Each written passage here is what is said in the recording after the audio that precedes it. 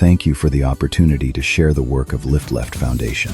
About 10 to 12% of students are left-handed, yet nearly every tool they use in school is designed for right-handed children.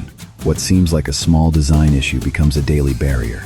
Ineffective scissors, notebooks, digging into wrists, uncomfortable writing positions.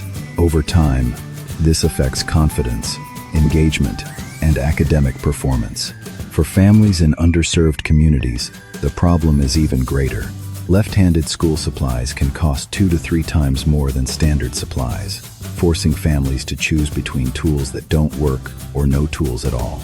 LiftLeft Foundation exists to close this gap. Our mission is to provide resources for left-handers like optimized backpacks, scissors, and resources for students in Title I and underserved schools. We are raising funds to provide purpose-designed supplies that allow students to learn comfortably and confidently without standing out or feeling different. Each year, LiftLeft.org wants to provide resources to serve nearly 700 students in more than 70 schools.